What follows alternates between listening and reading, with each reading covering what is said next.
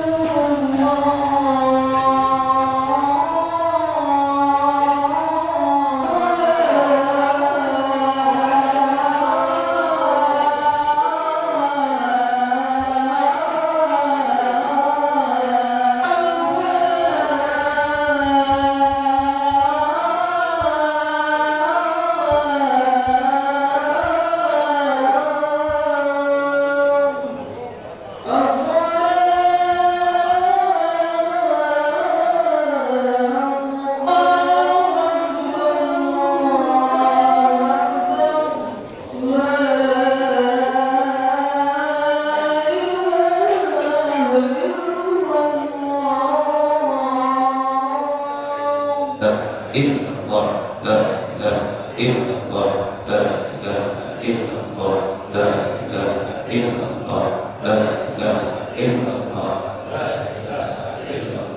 la ilaha illallah, la ilaha illallah, la ilaha illallah. Inna Allah wa malaikatahu yusholluna 'alan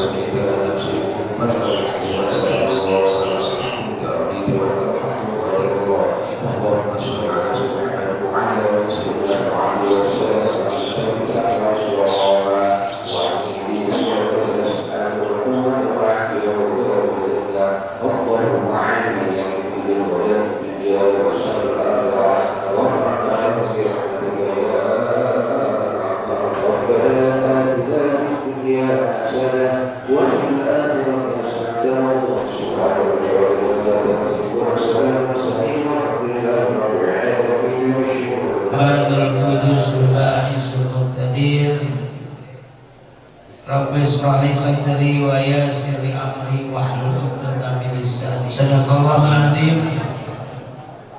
Yang saya hormati Ketua DKM Baitur Rahim Bapak Rafiqdin beserta kita sekalian, Bapak Kiai Haji Asmat Mansur Imam selaku Kesanasari Esos, dan yang saya hormati Bapak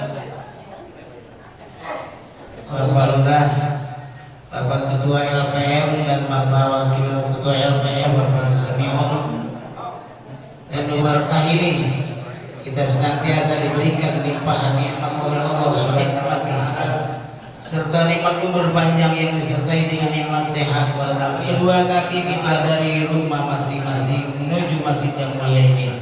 Mudah-mudahan langkah demi langkah kita semua senantiasa dijadikan catatan amal ibadah yang diterima. Mudah-mudahan kita semua senantiasa mendapatkan syafaat yang baik Rasulullah Sallallahu Alaihi Wasallam. Para hadirin jamaah bersuci yang dirahmati Allah, alhamdulillah tadi kita telah melaksanakan agenda acara. Yang pertama bacaan zikrullah yang tadi dengan sholat subuh berjamaah yang telah diimami oleh guru kita Bapak Ustaz Husin SPD. Al-Fatihah. Mudah-mudahan acara kita dari awal sampai akhir senantiasa mendapatkan ridho dan keberkahan. Alhamdulillahirabbil alamin arrahmanir rahim maliki yaumiddin shiratal ladzina an'amta 'alaihim ghairil maghdubi 'alaihim waladdallin. Tuhan kami bersama.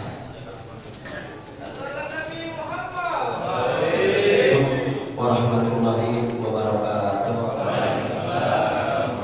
Alhamdulillahi wa kafa, wassalatu wassalamu ala nabi Mustafa wa ala alihi wa ashabihi wa man ihtada amma ba'd. Yang saya hormati guru kita bersama Ketua Bersuci Al-Alim Alamat Kiai Haji Asmat Mansur MA. Yang saya hormati guru kita Al-Alim Alamat Bapak Kiai Haji Salim MSI. Yang saya hormati para asatidz Bapak Kiai Hasan Nasir Esos, Bapak Ustaz Mursid, Ustaz Daniel Desa, Ustaz Syukur Yakub, wabil khusus MC Bapak MC Ustaz Saja Sanjaya, juga para asatidz yang lainnya yang tadi yang tidak kami sebutkan satu persatu, ada banyak ya, namun tidak mengulangi rasa hormat kami kepada Bapak sekalian. Yang saya hormati mungkin diwakili oleh Bapak Wakai hadirnya ya, Bapak Samir Cipayana, Bapak Babin Saade, Bapak jamaah semuanya. Apabila di sana sini banyak kekurangan, terutama jamuan ini ada apa benar? Saya benar kurang lebih jalan malu. Assalamualaikum warahmatullahi wabarakatuh. Ingat ke kesempatan yang kedua disampaikan oleh aparatur pemerintahan yang saat ini akan disampaikan oleh Ketua LPM, yang akan disampaikan oleh Ketua Wakil Ketua LPM Cikibul Bapak Samin kata waktu dan tempat.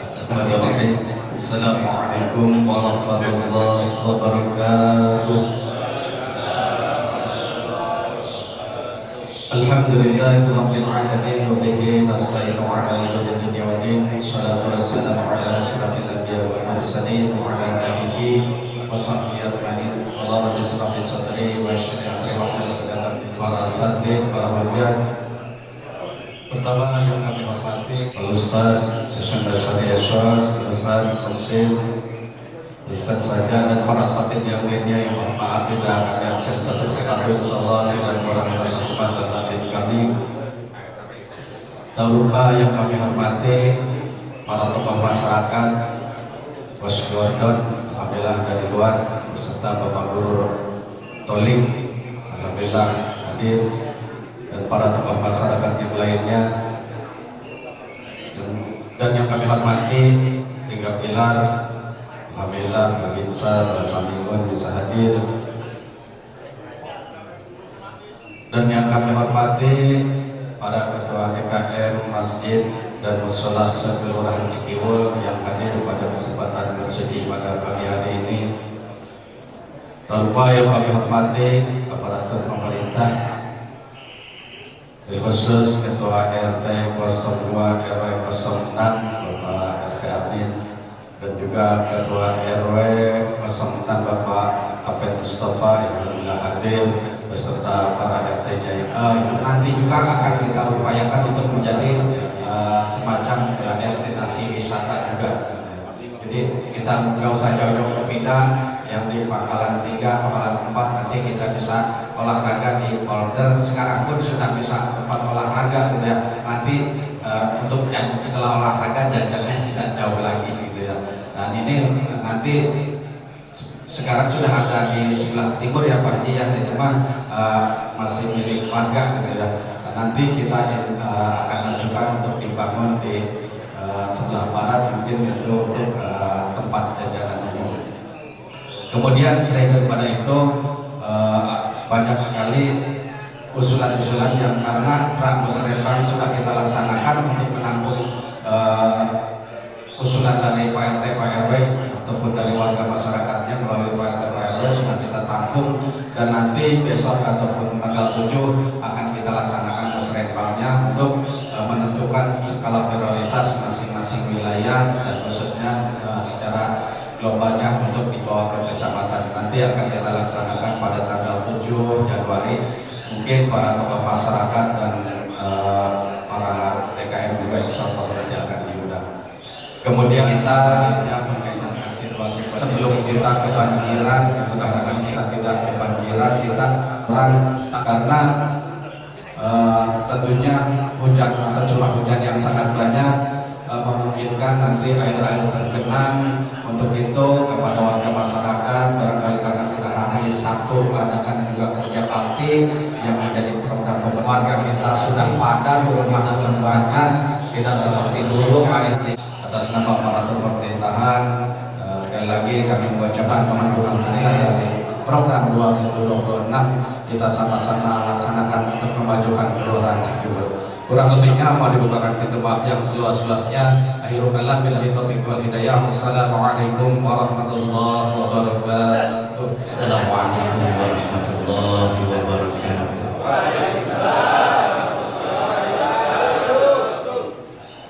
Alhamdulillahirabbil alamin. Alladzi man biyadihi malakutus samawati wal ardh. Asyhadu an la ilaha illallah wahdahu la syarika lah. Syahadatan tunji qailaha yawma yukramul mar'u aw yuhan. Allahumma salli ala sayyidina Muhammadin wa ala alihi wa ashabihi al-adhar, amma ba'd. Qala rabbi shrah li sadri wa yassir li amri wahlul 'uqdatam min lisani yafqahu qawli. Al-mukarramun, para guru, para kiai, para asatidz, wabil khusus para sehat bersuci Al-Ustaz Halim Muhammad Daud Salim, Kiai Hasan As'ari dan seluruh para asatid, guru-guru kita yang mohon maaf tidak saya sebutkan namanya satu persatu, tapi kita doakan semoga guru-guru kita Allah panjangkan umurnya, Allah berikan kesehatan, duitnya banyak, biar kita dibagi, amin ya rabbal alamin. Seluruh DKM Masjid dan Mushola, wabil khusus DKM si Baitur Rahim, semoga seluruh perangkat jajaran DKM Allah berikan ketabahan, kesabaran dalam mengurus seluruh masjid dan mushola. Allah berikan perlindungan, Allah panjangkan umurnya dan sehatkan badannya, amin ya rabbal alamin. Seluruh jamaah bersuci, baik dari Kelurahan Cikiwur khususnya, dari negara tetangga Bantar Gebang, Sumur Batu, Ciketing, Cilengsi juga ada. Bapak Babinsa beberapa giliran beliau tidak muncul. Sekarang alhamdulillah ada lagi di tengah-tengah kita. Semoga sehat selalu Pak. Amin ya rabbal alamin. Jamaah sekalian yang dimuliakan Allah Subhanahu wa taala, kita Rajab ini sudah di hampir pertengahannya, pertengahan Rajab, tapi kita sebagai bangsa secara internasional kita berada di tahun baru 2026 Masehi. Ini kita berada di tahun baru yang kata Rasulullah tidak ada sebaik-baik manusia yang Allah berikan panjang umur sampai di tahun baru ini kecuali man tola umruhu wa hasuna amaluhu, orang yang panjang umurnya dan baik amalnya, itu sebaik-baik manusia. Khairun nas man tola umruhu wa hasuna amaluhu, sebaik-baik manusia adalah yang panjang umurnya dan baik amalnya. Dan sejelek-jelek manusia adalah yang diberi panjang umur tapi jelek amalnya. Daripada di dunia maksiat baik, mending buru-buru paeh. Sebab lamun teu paeh mah bisa lobating dosana. Ini termasuk orang yang berada sekarang ini insya Allah termasuk di dalam lingkup ruang hadis Rasulullah SAW. Ada 7 golongan besok di hari kiamat, ada di bawah naungan, di bawah penyejuk yang tidak ada naungan. Yauma la dhilla illa dhilluh, tidak ada naungan, tidak ada tempat berteduh kecuali hanya tempat berteduh Allah Subhanahu wa taala. Di alam mahsyar, alam yang begitu luas, tanpa ada tempat berteduh, tidak ada pohon-pohonan, yang ada tempat berteduh adalah hanya naungan Allah Subhanahu wa taala. Siapa dia?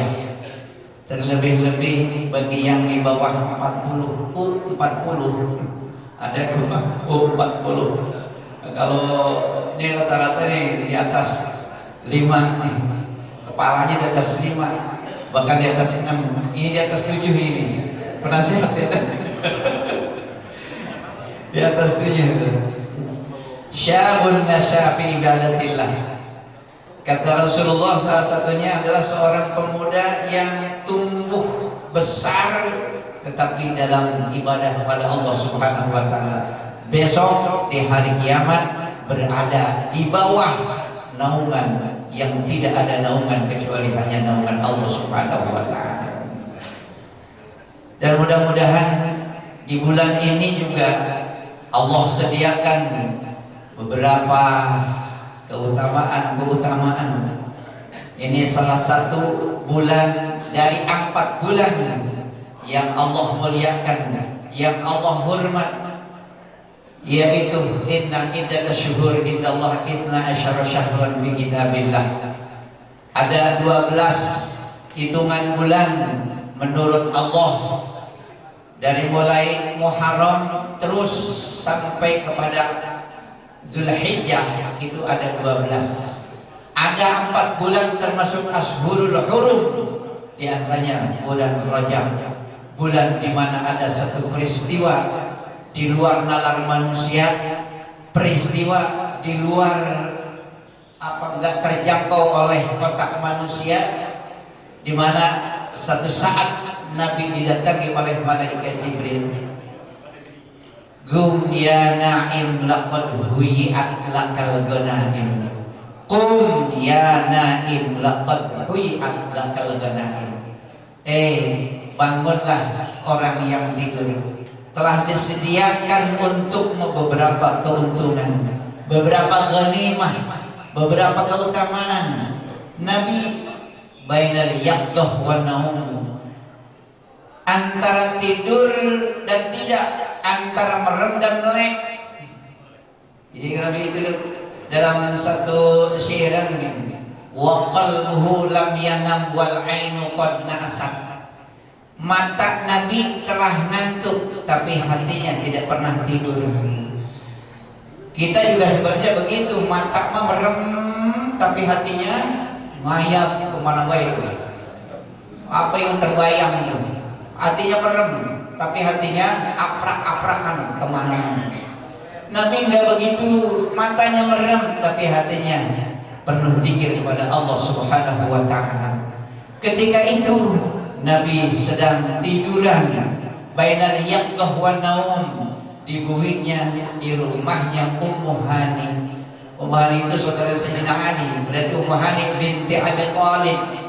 Nabi sedang berada di rumahnya bainal yaqdah wa naum. Datang malaikat Jibril kepada Nabi Muhammad sallallahu alaihi wasallam. Hum ya naim laqad huyi'at lakal ghanaim. Bangun wahai orang yang tidur, telah disediakan buat engkau keutamaan. Nabi bangun, dibelai dadanya, dibersihkan hatinya. Ada orang bertanya, kalau gitu Nabi kotor hatinya dong. Nabi dibersihkan hatinya, kalau begitu hati Nabi kotor. Tidak semua yang dibersihkan kotor. Yang sudah bersih, supaya lebih bersih lagi, bersihkan. Kita sudah punya wudu, mau sholat belum batal, wudu lagi sunnah. Tidak semua orang yang wudu tidak punya wudu. Ada kalanya orang yang punya wudu tapi wudu lagi, itu sunnah namanya, disebutnya tajdidul wudu, memperbaharui wudu. Dari habis sholat maghrib kita nunggu sholat isya, belum batal mau sholat isya, sunat wudu lagi meskipun belum batal, namanya tajdidul wudu. Nabi hatinya bersih, kemudian dibelai dadanya, dibersihkan lagi hatinya. Bukan berarti kotor, tapi yang bersih dibersihkan lagi. Itulah Rasulullah sallallahu alaihi wasallam. Saudara-saudara kaum muslimin yang dimuliakan Allah Subhanahu wa taala. Ini satu peristiwa yang di luar nalar kita manusia, di luar jangkauan otak kita. Kita tidak akan bisa mengerti soal ini kalau tidak menerimanya dengan keimanan. Kalau dengan keimanan apapun akan terjadi. Bahkan kata Abu Bakar, yang jauh lebih daripada itu, aku akan percaya. Kalau Nabi yang mengatakan lebih jauh daripada itu, Abu Bakar akan mempercayai. Bayangkan saudara, dari Masjidil Haram ke Masjidil Aqsa itu kalau kita perkirakan kurang lebih itu, karena 16.000 km kurang lebih, kalau ditempuh dengan jalan kaki 40 hari baru sampai. Ada orang Indonesia ke Mekah juga ada jalan kaki, ada yang pernah ada ya buat sepeda aja. Itu nakal banget, nekat banget. Tapi sampai itu, dan itu orang kita, orang Indonesia, orang mana? Orang Padurenan ke Mekah jalan kaki.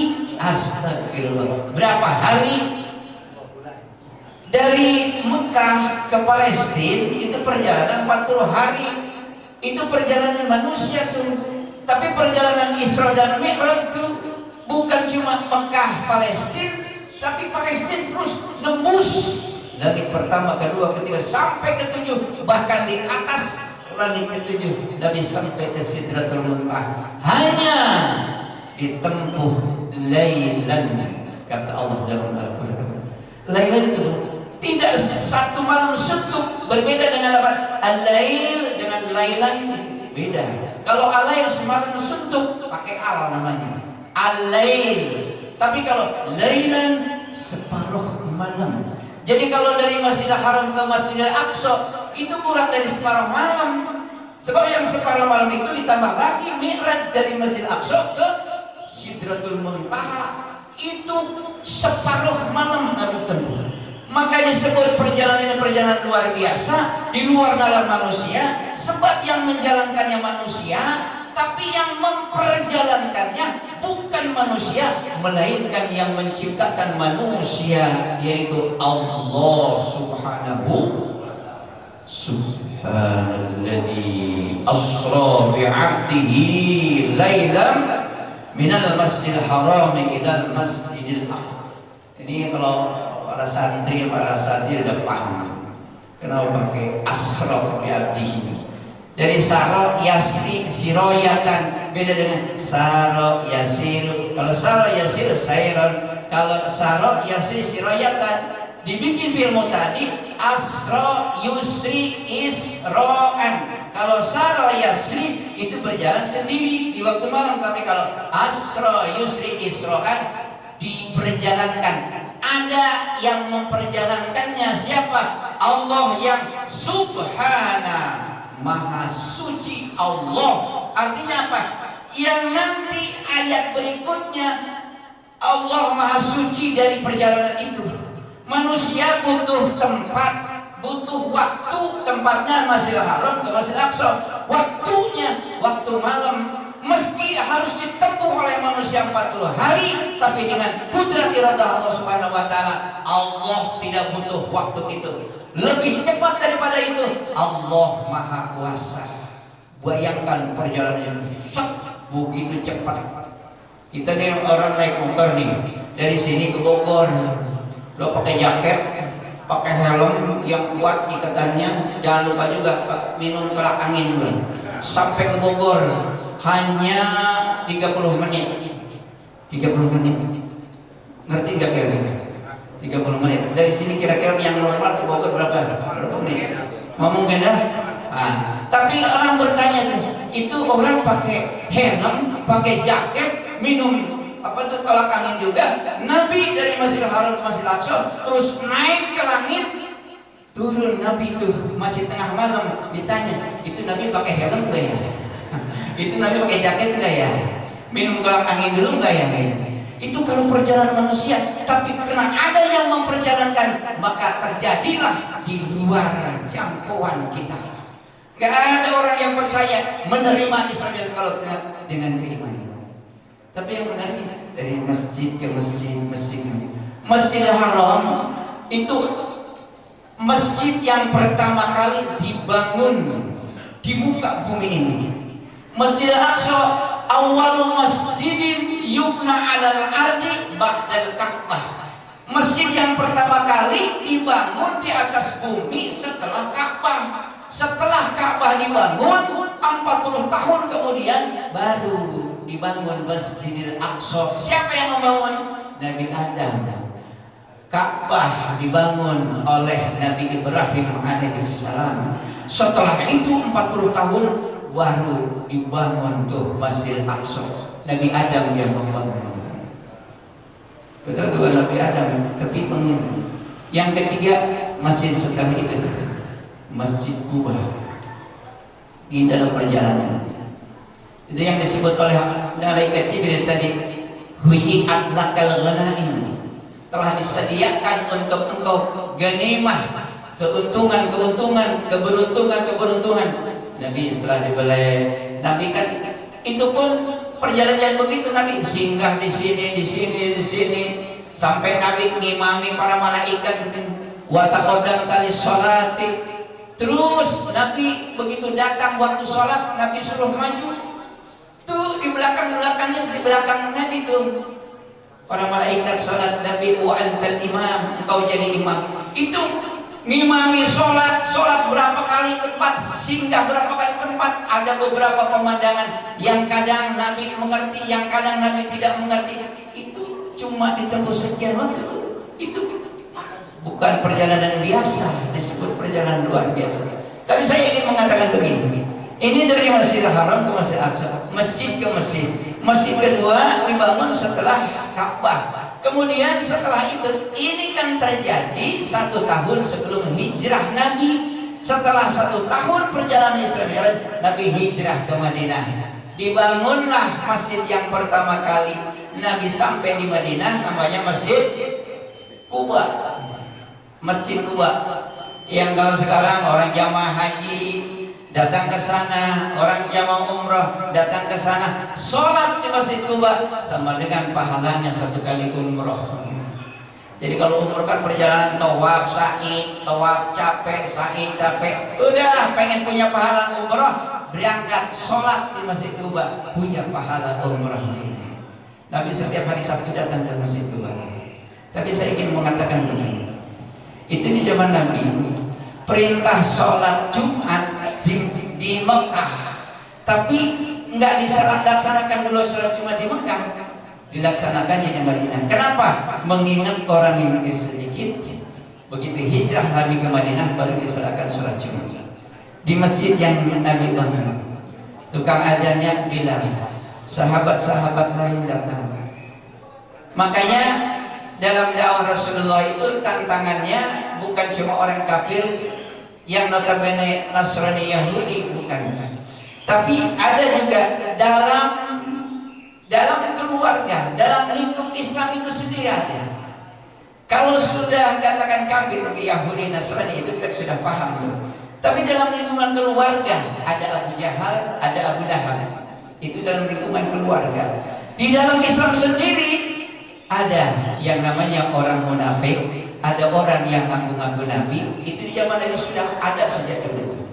Jadi kalau kita berjuang nih, ada yang dari luar menjadi lawan kita, terus dari dalam rumah juga ada, dalam lingkup keluarga juga ada. Nah itu nggak heran, sebab dari zaman Rasul juga ada. Dari dalam Islam ada orang munafik. Tokohnya Abdullah Ubay bin Salul. Itu kalau sholat berjamaah di belakang Nabi itu adanya. Di Nabi imamin di belakangnya itu Abdullah Ubay bin Salul. Itu yang menampakkan keislamannya di depan orang Islam, tapi menampakkan kekafirannya ketika kumpul dengan teman-temannya. Hatinya tidak sebagaimana mukanya. Mukanya nampaknya sopan santun depan Nabi, dia Islam, tapi begitu berpaling dengan Nabi, dia menjadi musuh Islam. Ini kan yang lebih dahsyat daripada orang kafir. Kalau kita punya musuh di depan tuh, kita tahu dia buat senjata apa, kalibernya kaliber berapa, maka kita akan siapkan kaliber yang lebih gede. Tapi kalau musuh dalam selimut, apa yang mesti kita sediakan? Kita nggak tahu. Jangan-jangan di kiri kanan kita itu orang yang memusuhi kita, kan gitu. Itu orang munafik namanya. Nah itulah zaman itu ketika Rasulullah SAW menyebarluaskan dakwah, membangun Masjid Quba, tapi di sampingnya ini orang munafik. Ada bangun lagi masjid, ada bangun lagi masjid.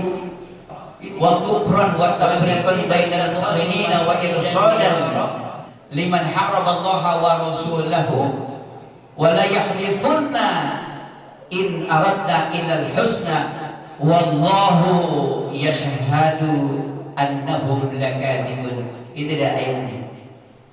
Kalau kurang tepat biasa. Walladzina takhadhu masjidan dirar, itu orang-orang munafik yang membangun masjidnya dirar.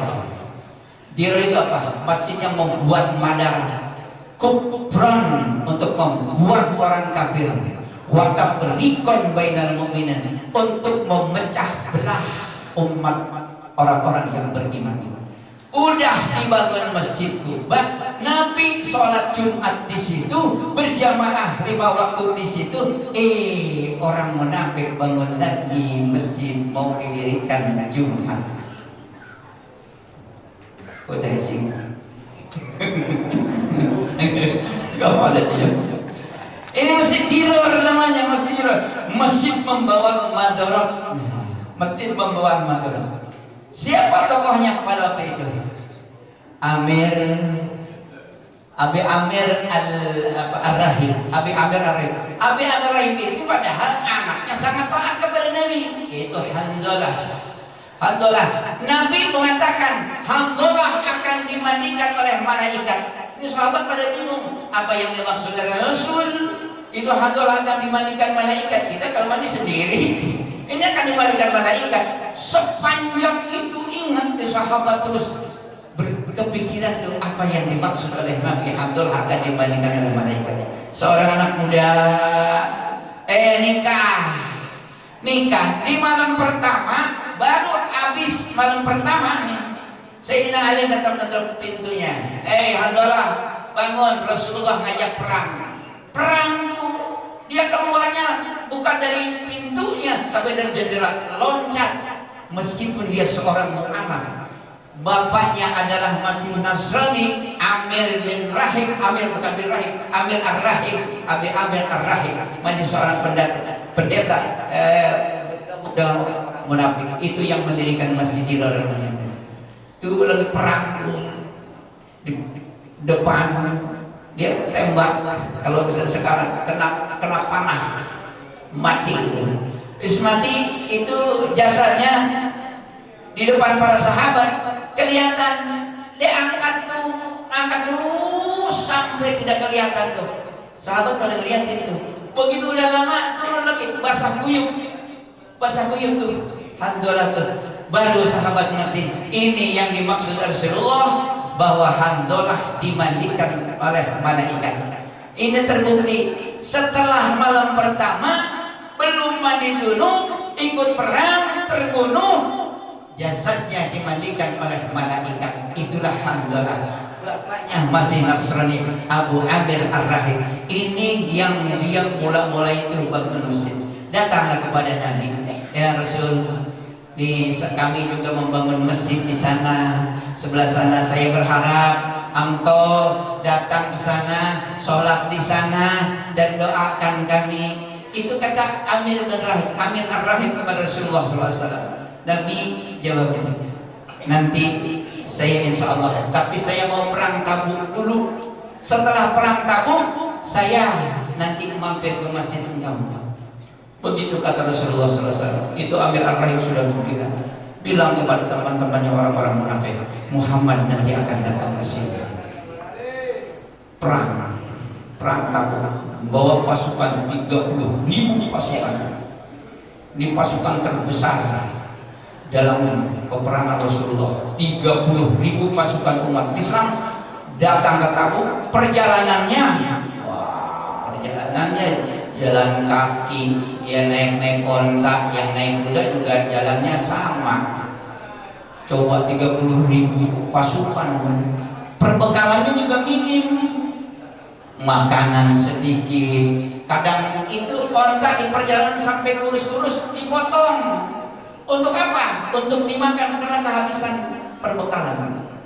Habis dalam keadaan minim seperti itu, Nabi harus menghadapi pasukan Romawi yang sudah terkenal kuat, berani, dengan membawa pasukan 30.000 pasukan. Datang sudah ketemu, sudah beberapa hari letih, lepah, lesu, tapi semangat jihadnya umat Islam pada waktu itu nggak surut meski kekurangan makan. Ditunggu tuh pasukan Romawi. Mana pasukan Romawi? Itu jangankan datang tuh pasukan Romawi itu, terdengar juga di mana adanya nggak ada. Itu artinya apa? Sudah down menghadapi 30.000 pasukan. Padahal itu pasukan Romawi, pasukan yang terkenal kuatnya, tapi nggak sampai datang ke Tabuk. Itu Nabi dengan kaum muslimin semua merasa gembira pulang tanpa ada hasil peperangan. Jadi kalau sudah begitu menyatakan tuh kalah udah pasukan Romawi. Sebelum sampai ke Madinah, Nabi singgah dulu di satu tempat. Itu orang yang namanya orang munafik. Ini kesempatan, dibuat kesempatan ketika Nabi berlindung, berteduh di satu tempat. Ini orang munafik yang tadi ikut barisan perang, dia menyusun siasat dengan teman-temannya. Ayo, kita kesempatannya. Muhammad sedang terpisah dengan rombongan. Muhammad sedang ada di satu tempat, sedang gak ada rombongan. Malam-malam beberapa orang munafik yang tadi ikut perang ini pakai apa, ditutup mukanya, pakai topeng, datang 5 orang. Dikiranya gak ada yang ngawal Nabi. Ternyata begitu dekat Nabi, Nabi sedang istirahat. Itu yang ngawal Nabi cuma 2 orang. Siapa yang berani mau melukai Nabi? Hadapi aku, kata pengawal Nabi itu. Kata orang munafik, iya ternyata Muhammad tidak sendiri, masih ada juga pengawal. Gak berani orang lawan 2 orang, karena terkenal. Kalau pengawal Nabi terkenal ganasnya, kabur. Udah, uprat-apret kabur, ikut juga barisan lagi ini. Supaya kita tidak ketara dengan barisan kita. Udah, buang tuh topeng semua yang menjadi rahasia, menjadi kecurigaan, dibuang. Akhirnya kumpul lagi dengan barisan tadi. Tapi Nabi didatangi malaikat Jibril. Muhammad, engkau jangan datang ke masjid itu. Itu masjid Dirar. Engkau jangan sholat di masjid itu. Itu bukan masjid untuk kebaikan, tetapi untuk pemecah belah umat. Itu malaikat Jibril ngasih tahu kepada Rasulullah SAW. Maka turunlah ayat la takum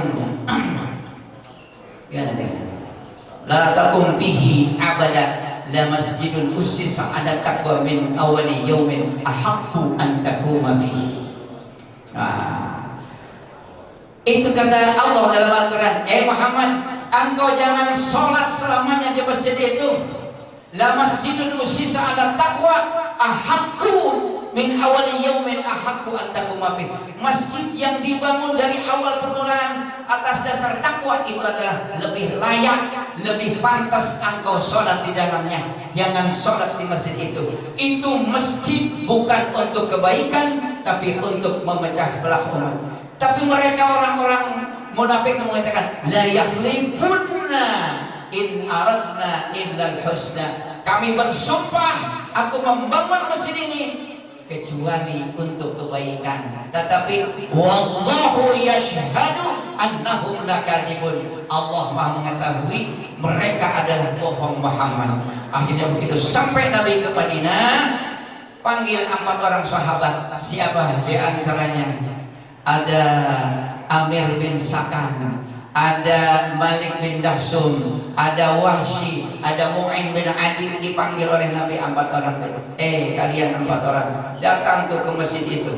Itu masjid Dirar. Robohkan dan bakar itu masjid. 4 orang datang ke sana. Itu dirobohkan masjid, kemudian dibakar. Kalau ada pendirian masjid kayak begitu, itu orang munafik. Ini didirikan Jumat, terus mendirikan Jumat lagi, bukan 1 kilo 2 kilo. Tuh kelihatan tuh masjidnya. Ini mau didirikan Jumat lagi kira-kira gitu. Itu perbandingan orang di zaman Nabi Masjid Kuba dengan Masjid Dirar. Masjid Dirarnya dirobohkan, dibakar oleh Nabi. Perlu dibakar nggak? Yang terjadi. Kenapa? Syaratnya nggak ada. Kita Imam Syafi'i mendirikan jemaat itu adalah mustautin 40 orang yang punya rumah di situ 40 orang. Ini di masjid nih sekitarnya ada 40 orang minimal. Kalau yang tidak 40 orang yang punya rumah di situ, meskipun banyak orangnya, tidak sah sholat Jumatnya menurut Imam Syafi'i. Syaratnya dilaksanakan di waktu zuhur diantaranya. Kemudian la yasbiqahu wa la yuqarinahu jum'atun fi baladiha illa ka gurat wa asura ijtima'uha fil makan. Itu kata Khatib As-Sarbini dalam kitab Mughnil Muhtaj. Kitab Mughnil Muhtaj. Tidak boleh didahului oleh Jumat yang lain atau bareng dengan Jumat yang lain. Di satu daerah didirikan masjid, mana yang dahuluan itu yang sah, yang belakangan tidak sah. Itu Jumat, ini Jumat. Yang ini Jumat duluan, yang itu nggak sah. Atau bareng dua-duanya, nggak sah dua-duanya. Makanya selama itu ada, An-Nur masih ada, nggak akan terjadi karena syaratnya tidak ada. Syaratnya tidak ada, nggak akan terjadi. Kalau terjadi itu, yang tepuk tangan bukan kita, bukan mereka, tapi orang-orang yang tidak suka dengan Islam akan tepuk tangan. Tuh umat Islam sudah berantem, Jumatnya aja deketan berbeda. Betul nggak kira-kira? Paham nggak yang mau saya omongkan? Cerdas. Nggak perlu saya jelasin. Udah begini paham, jelas, cerdas. Berarti siapa kita? Siapa kita? Siapa kita? NKRI, Pancasila, bersuci, berinfak, dibalik, berinfak, berkabar suci, semangat, semangat, semangat, Cikiul, Kota Bekasi. Kira-kira udah segini aja dah. Ya, udah paham nih jam 6 pas. Jadi gitu ceritanya. Jadi saya pernah didatangi oleh mereka, satu orang doang. Nama saya udah jelek di sini. Katanya tokoh agama melarang ibadah. Gitu. Siapa yang dengar yang datang ke saya juga enggak ada. Tapi yang datang ke saya tiba-tiba, nama Pak Haji di sana sudah sangat. Emang kenapa saya? Katanya tokoh ibadah, tokoh ibadah.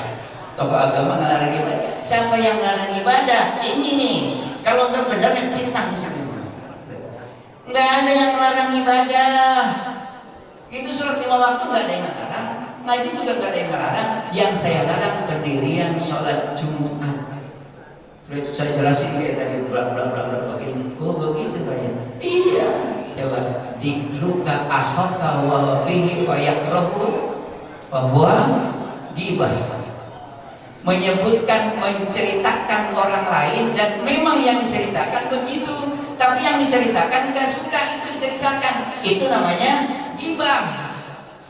Gibah menceritakan orang lain, yang diceritakan benar adanya, tapi nggak suka dia akan diceritain, itu gibah. Tapi dikruka ahoka walaysa fihi bahwa fitnah, menceritakan orang lain dan tidak sesuai dengan apa yang diceritakan, fitnah namanya.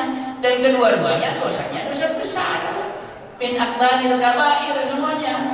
Nah, mau di situ tergolong yang mana? Pertama apa yang kedua? Kata saya begituin. Nah, enggak begitu. Nah, iya. Bagus saudara datang ke saya, tabayun. Kira-kira yang benar yang mana? Benar nggak saya melarang ibadah? Benar nggak tokoh agama melarang ibadah? Enggak ada tokoh juga agama yang melarang ibadah. Yang dilarang itu pendirian sholat Jumat. Karena syaratnya enggak ada. Kalau An-Nur bilang, dan orang yang mencintai tahlil, yang mencintai maulid Nabi, yang mencintai Isra Mi'raj. Kalau ada yang meninggal suka tahlil enggak? Kalau ada yang menangil, yang meninggal tahlil enggak? Mau bukan itu maafnya suka-suka. Ini kita tinggal beberapa giliran lagi. Paling 2 juta, 42 juta, 480. Terus infaknya diperkuat lagi, infaknya semangat lagi agar keberkahannya lebih berlipat.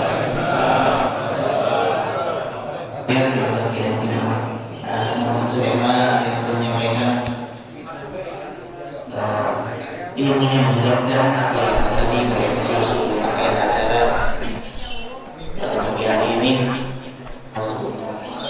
MC pengantar acara mohon yang seluas-luasnya kami dalam acara dan kita nama dan yang sesuai sementara terakhir Litbang kemarin datang ke saya, beliau telah menghubungi.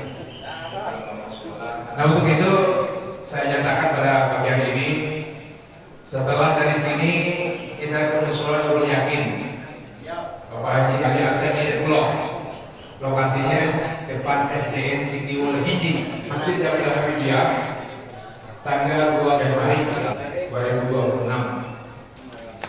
maka saya dengan Sekaligus peringatan Isra Miraj, jadi jatuhnya pada tanggal 1, yaitu sekaligus tawakufan bertempat di Masjid Jami' Al-Ahmadiyah. Ini situ, media tuh, ya tawakufan di situ. Setelah dari situ bukan di mana?